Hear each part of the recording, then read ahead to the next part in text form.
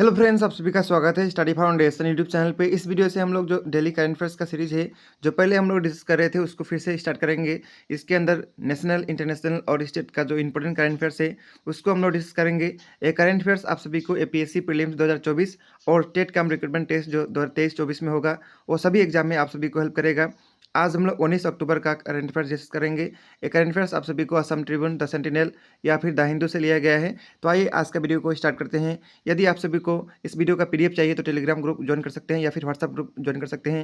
ये दोनों का लिंक आप सभी को इस वीडियो का डिस्क्रिप्शन बॉक्स में डायरेक्टली मिल जाएगा। तो चलिए वीडियो को शुरू करते हैं। सबसे पहला क्वेश्चन है, recently the supreme court of his country has refuse to give legal recognition to same sex marriage. Same sex marriage जिसको एलजीबीटी कहा जाता है, इसको लीगल रिकॉग्निशन जो है कौन सा कंट्री का सुप्रीम कोर्ट हाल ही में रिफ्यूज़ किया, उस कंट्री का नाम है इंडिया।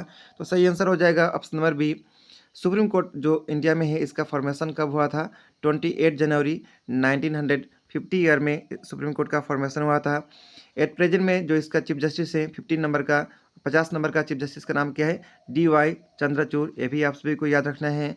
सुप्रीम कोर्ट के बारे में आर्टिकल 124 से 147 में दिया गया है। और इम्पोर्टेंट केस जो है आप सभी को याद रखना है सुप्रीम कोर्ट के रिलेटेड जो है, सबसे पहला है केशवानंद भारती केस। इसके अंदर 13 जजेस का बेंच था। सबसे बड़ा जजेस का बेंच यही था, जो कि 1973 में लाया गया था। इसके अंदर बोला गया था जो प्रेम्बल है भारत का कॉन्स्टिट्यूशन में, वो जो है कॉन्स्टिट्यूशन का पार्ट है। और इसके अंदर ये भी बोला गया था जो कॉन्स्टिट्यूशन का बेसिक स्ट्रक्चर है, उसको कभी भी चेंज नहीं कर सकते हैं। किस केस के अंदर बोला गया था? केशवानंद भारती केस। इसके बाद नेक्स्ट एक और आप सभी को याद रखना है, नवजोत सिंह केस जो है, इसके अंदर बोला गया था होमोसेक्सुअलिटी जो है वो क्राइम नहीं है। उसके बाद आप सभी को याद रखना है पुट्टास्वामी केस। इसके अंदर बोला गया था राइट टू प्राइवेसी जो है एक फंडामेंटल राइट है। ठीक है, आगे चलेंगे। नेक्स्ट क्वेश्चन है, with reference to Changthang dam consider the following statement. Changthang dam के बारे में आप सभी को दो स्टेटमेंट दिया गया है, इनमें से बताना है कौन सा स्टेटमेंट सही है। The dam is in Ladakh region, ये बात गलत है। ये डैम कहाँ में है? सिक्किम में है। ठीक है, तो ऑप्शन 1 गलत हो गया। ऑप्शन 2 दिया है, it is situated on the Teesta river, ये बात सही है। तो ऑप्शन 2 यहाँ पे सही है। ऑप्शन 2 कहाँ पे दिया? ऑप्शन नंबर बी में। तो सही आंसर हो जाएगा option number B. Sikkim state आया, तो सिक्किम के बारे में आप सभी को इंपॉर्टेंट फैक्ट याद रखना है, जैसे कि सिक्किम जो है भारत का अंदर शामिल कब हुआ था? 1975 ईयर में।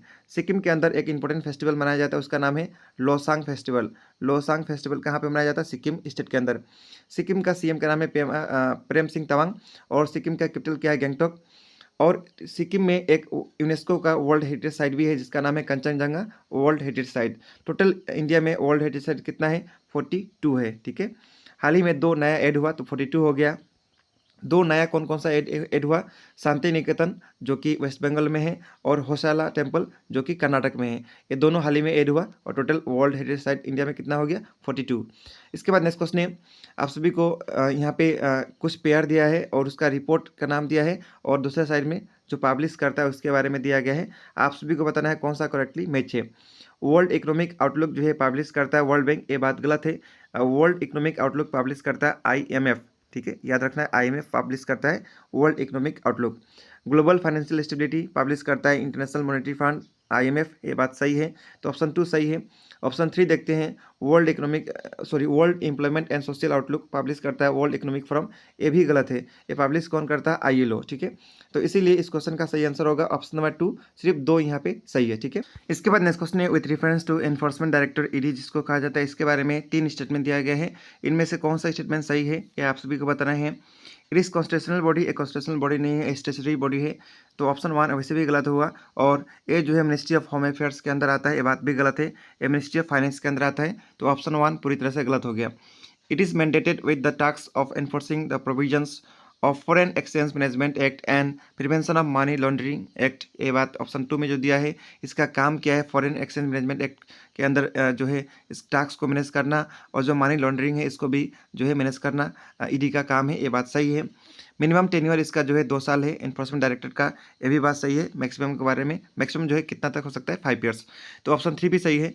इसीलिए यहाँ पे 2 और 3 सही है। 2 और 3 ऑप्शन नंबर C में दिया गया है, इसलिए इसका सही आंसर हो जाएगा option number C।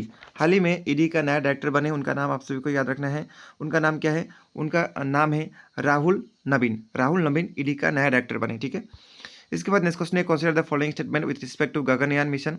Gaganyaan mission के बारे में 2 स्टेटमेंट दिया गया है, आप सभी को बताना है कौन सा स्टेटमेंट यहाँ पे सही है। सबसे पहला स्टेटमेंट है, it is first human space flight mission of Indian space research organisation. Indian space और रिसर्च ऑर्गेनाइजेशन जिसको कहा जाता है इसरो, इसका सबसे पहला ह्यूमन स्पेस फ्लाइट मिशन है, ये बात सही है।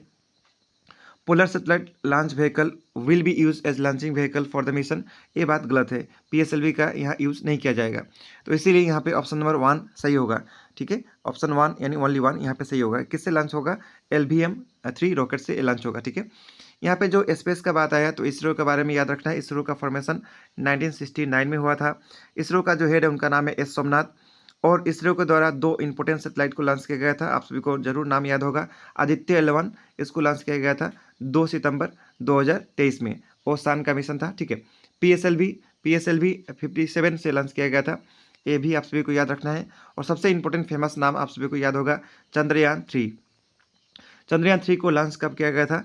14 जुलाई 2023 में। ठीक है, और ये जो है साउथ पोल पे लैंड कब हुआ था? साउथ पोल पे लैंड हुआ था 23 अगस्त 2023, और इसीलिए 23 अगस्त को नेशनल स्पेस डे मनाया जाएगा। ठीक है, चंद्रयान 3 जो रॉकेट से लॉन्च किया गया था, उस रॉकेट का नाम क्या है? उस रॉकेट का नाम है LVM-M3M4।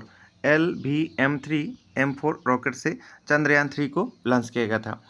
नेक्स्ट क्वेश्चन है, इसके बाद कंसीडर द फॉलोइंग पेयर, यहाँ पे भी 3 पेयर दिया है। तीनों पेयर के बारे में आप सभी को मैच करना है, कौन सा पेयर राइट मैच है। एक साइड में टेररिस्ट का नाम दिया है, दूसरा उसका लोकेशन दिया है। हमास जो है कहाँ पे है? पैलेस्टाइन में, ये ऑर्गेनाइजेशन जो है टेररिस्ट ऑर्गेनाइजेशन, ये बात सही है। हजमुल्ला जो है लेबनान में है। बोको हरम जो है नाइजीरिया में है, ये भी सही है। 1 2 3 तीनों सही है, इसीलिए सही आंसर हो जाएगा ऑप्शन नंबर डी 1 2 3। इसराइल और हमास के बीच में युद्ध चल रहा है, आप सभी को पता ही होगा, और इंडिया जो है इसराइल के अंदर भारतीय सिटीजन को लाने के लिए एक ऑपरेशन लॉन्च किया है। उस ऑपरेशन का नाम है ऑपरेशन अजय। नाम बहुत इंपॉर्टेंट है, याद रखना है। इसके बाद नेक्स्ट क्वेश्चन है, कंसीडर द फॉलोइंग स्टेटमेंट। यहाँ पे 2 स्टेटमेंट दिया गया है। Every year October 16 is observe as world food day. हर साल 16 अक्टूबर को वर्ल्ड फूड डे मनाया जाता है, क्योंकि इसी दिन यूनाइटेड नेशन जो है FAO का जो है फॉर्मेशन हुआ था, ये बात भी सही है। इसका इस बार का थीम है water is life, water is food. Water life है और वाटर क्या है? फूड है। इसका थीम, ये भी बात सही है। तो ऑप्शन यहाँ पे 1 2 दोनों सही होगा, यानी बोथ 1 और 2 सही है। तो ऑप्शन नंबर सी इसका सही आंसर हो जाएगा। FAO का हेडक्वार्टर कहाँ पे? रोम। इसके बाद नेक्स्ट क्वेश्चन है, global gender report is release by. Global gender gap report किसके द्वारा रिलीज किया जाता है? World economic forum. तो सही आंसर हो जाएगा ऑप्शन नंबर सी। और इसके अंदर ग्लोबल जेंडर गैप रिपोर्ट के अंदर इंडिया का रैंक कितना है? 127। और प्रेस फ्रीडम के अंदर इंडिया का रैंक 161 है। उसके बाद जो है वर्ल्ड हैप्पीनेस इंडेक्स के अंदर 126 है। हैप्पीनेस हो या फिर पीस हो, दोनों के अंदर इंडिया का रैंक 126 ही है। ठीक है, नेक्स्ट क्वेश्चन है, recently world animal health organisation has declare India free from which disease. तो हाल ही में WHO के द्वारा इंडिया को कौन सा बीमारी से फ्री डिक्लेयर किया है? उसका नाम है बर्ड फ्लू। ठीक है, बर्ड फ्लू को कहा जाता है H5N1, नाम याद रखना इंपॉर्टेंट है। स्वाइन फ्लू को कहा जाता है H1N1। ठीक है, और कुछ दिन पहले जो है इंडिया को और 2 बीमारी से फ्री डिक्लेयर किया गया था, उसका नाम है स्मॉल पॉक्स और पोलियो। स्मॉल पॉक्स और पोलियो से फ्री डिक्लेयर किया गया था। WHO का हेडक्वार्टर कहाँ पे है? जेनेवा स्विट्जरलैंड के अंदर। WHO का फॉर्मेशन हुआ था 1948 ईयर में, और WHO का जो है प्रेजेंट में हेड है, उनका नाम है टेड्रोस अधानोम। नेक्स्ट क्वेश्चन है, which is the first women police station in the country to get ISO certified recently। ISO certified पाने वाला सबसे पहला इंडिया का फर्स्ट वुमेन पुलिस स्टेशन कौन है? उसका नाम है भोपाल पुलिस स्टेशन। तो सही आंसर हो जाएगा ऑप्शन नंबर डी।